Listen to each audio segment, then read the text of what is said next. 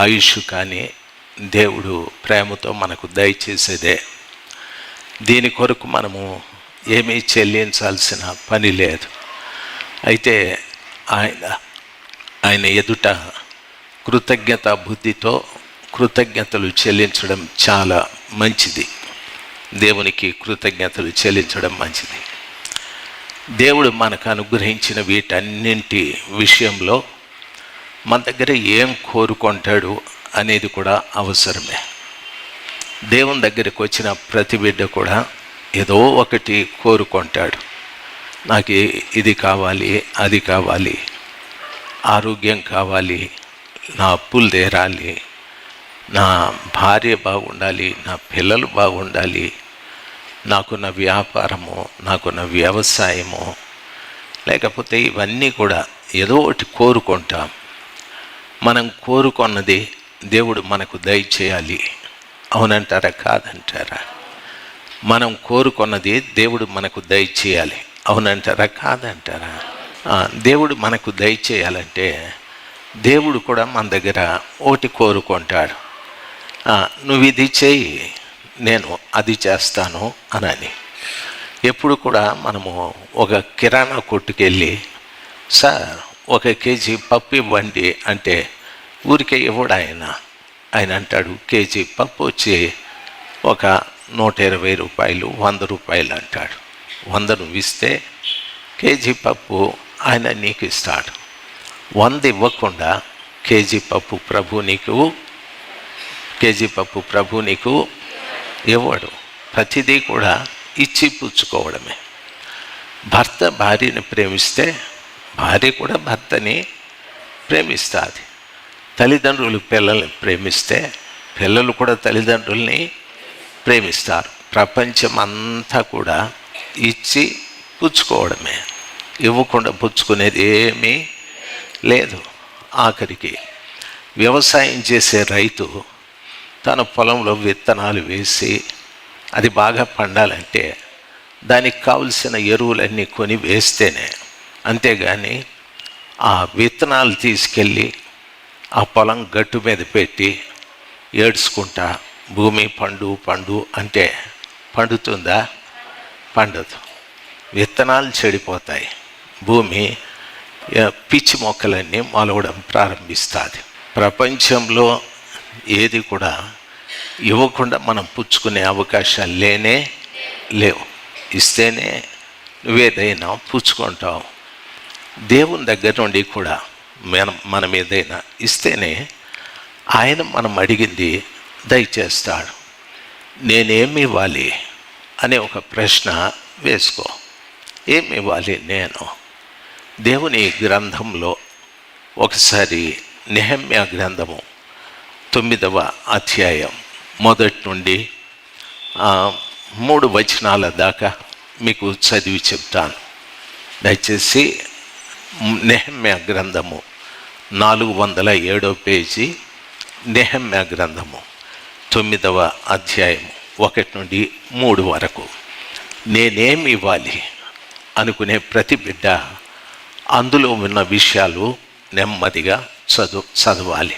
ఇశ్రాయేలీలు ఉపవాసం ఉండి దేవుని దగ్గరికి వచ్చేటప్పుడు వారు గోనె పట్ట కట్టుకొని తల మీద ధూళి పోసుకొని అని అంటారు.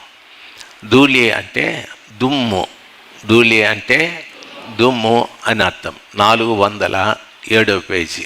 ఐమింగా తారాడుకుంటానే ఉంది. ఇంటికాడ ఎప్పుడైనా బైబిల్ చూస్తే కదా కొడక.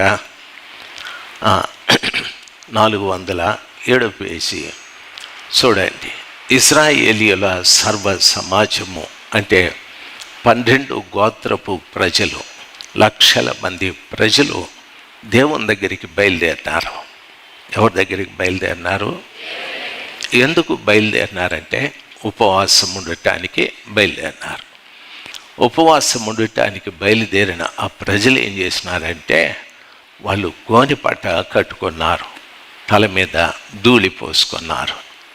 అందులో ముసలి వాళ్ళు ఉంటారు, యవనస్తులు ఉంటారు, అందమైన వారు ఉంటారు, పసిపిల్లలు ఉంటారు, గర్భిణీలు ఉంటారు, పాలిచ్చే తల్లులు ఉంటారు, పాలు తాగే పిల్లలు ఉంటారు, బైబిల్ అంటుంది, ఇశ్రాయేలీయులందరూ మీరు ఎక్కడికి వెళ్తున్నారు? దేవుని దగ్గరికి. ఎందుకు వెళ్తున్నారు? ఉపవాసం ఉండటానికి. మరి ఎలాగ వెళ్తున్నారు? మా తల మీద ధూళి పోసుకొని, గోనె పట్ట కట్టుకొని, మరి మీకు పట్టు పీతాంబరాలు లేవా? మీ దగ్గర బంగారు నగలు లేవా? మీ దగ్గర మంచి దుస్తులు లేవా? ఉన్నాయి. అయితే మేము దేవుని దగ్గరికి వెళ్తున్నాం. దేవుని దగ్గరికి వెళ్ళేటప్పుడు ఆయన కంటే నేను గొప్పగా కనిపించకూడదు. దేవుని దగ్గరికి వెళ్ళేటప్పుడు నేను ఆయన కంటే గొప్పగా కనిపించకూడదు. మరి మీ దేవుడు ఎటువంటి వాడంటే ఆయన రిక్తుడు. ఆయన ఎవరు? రిక్తుడు. అన్నీ ఉన్నా ఏమీ లేనివాడు. ఆకాశము నా సింహాసనం, భూమి నా పాదపీఠము అని చెప్పినవాడు. ఆయన ఎటువంటి వాడంటే పర్వతముల మీద వేల కొలది పశువులు నావే అని చెప్పినవాడు.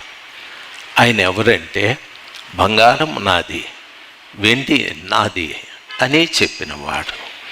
ఈ భూమిలో ఉన్న సమస్తము ఆయనదే. సముద్రము, దానిలోని సంపూర్ణత ఆయనదే.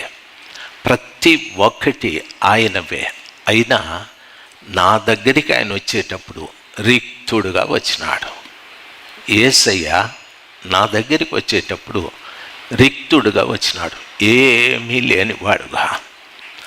ఎట్లా వచ్చినాడంటే కన్య మరియ గర్భంలో ఆయన పుట్టినాడు. ఆమె ఎవరంటే ఆమె ఒక కన్యక, పవిత్రురాలు. ఆమె పరిశుద్ధాత్మ పొందిన బిడ్డ. ఆ తల్లి గర్భంలో పుట్టాడు ఆయన. ఆయన జననము చాలా విచిత్రమైంది. మంచి ఆస్తిపాస్తులు ఉన్న వారి కుటుంబంలో ఆయన పుట్టలేదు.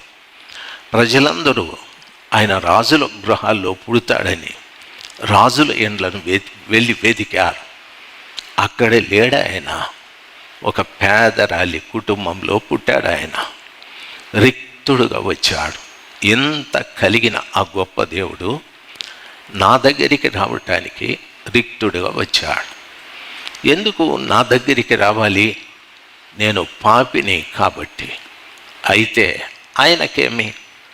నేను పాపినైతే ఆయనకేమి? నేను పరిశుద్ధుడైతే ఆయనకేమి?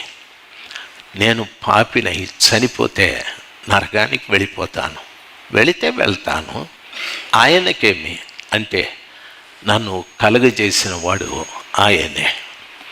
నన్ను సృష్టించిన సృష్టికర్త ఆయనే కాబట్టి, నన్ను సృష్టించిన సృష్టికర్త ఆయన కాబట్టి, ఆయన చేత సృష్టించబడిన నేను నరకానికి వెళ్ళడం ఆయనకు ఇష్టం లేదు. ఆ నరకం నుండి నన్ను తప్పించటానికి ఇంత వైభవోపేతముగా, ఇంత గొప్పవాడైన ఆ గొప్ప దేవుడు రిక్తుడుగా నా దగ్గరికి వచ్చి నా కొరకు ఆయన చేసిన పని ఏమిటంటే, నేను నిన్ను ప్రేమిస్తున్నాను, నేను నీ పాపాలు క్షమిస్తున్నాను, నేను నీ పాపాలు పూర్తిగా శుద్ధీకరించబడటానికి నీ పాపములకు పరిహారంగా రావలసిన శిక్షని నేను భరిస్తాను. నా పాపాలకు శిక్ష ఏమిటి ప్రభువా అని అడిగితే ప్రభువు చెప్తాడు, పాపానికి శిక్ష మరణం. ఆ మరణం నీకు కలగకుండా నేను నీకోసం మరణిస్తాను అని చెప్పి ప్రభువు రిక్తుడుగా వచ్చి నన్ను ప్రేమించి, ఎటువంటి ప్రేమతో ఆయన నన్ను ప్రేమించాడంటే పరలోకపు ప్రేమతో ఆయన నన్ను ప్రేమించాడు. మనుష్య ప్రేమ మంచిది కాదు. మనుష్య ప్రేమ ఎట్లాంటిదంటే, ప్రదీప్ గారికి నేనేమైనా ఇస్తే ప్రదీప్ గారు నాకేమైనా ఇస్తారు, ప్రదీప్ గారికి ఏమీ ఇవ్వకపోతే నాకేమీ ఇవ్వరు.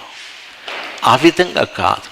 నేను ప్రేమించినా ప్రేమించకపోయినా ఆయన నన్ను ప్రేమించాడు. ఆ ప్రేమను ఏమంటారంటే అగాపే ప్రేమ అని అంటారు. అంటే నిస్వార్థమైన ప్రేమ. నా దగ్గర ప్రతిఫలమును ఆశించకుండా ప్రేమించేటటువంటి ప్రేమ. ఆ ప్రేమతో నన్ను ప్రేమించి నన్ను క్షమించాడు. అంటే నేను అమ్మ కడుపులో పుట్టినప్పటి నుండి ఈరోజు వరకు నేను చేసిన ప్రతి తప్పిదాన్ని ఆయన క్షమించేశాడు.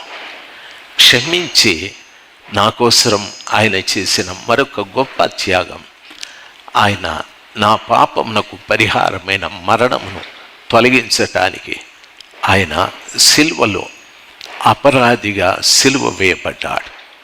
నన్ను నిరపరాధిగా చేశాడు. ఆయన అపరాధిగా సిలువ వేయబడ్డాడు, నన్ను నిరపరాధిగా చేశాడు. నన్నే కాదు, నా భార్య విషయంలో, నా కుమారుని విషయంలో, నీ విషయంలో కూడా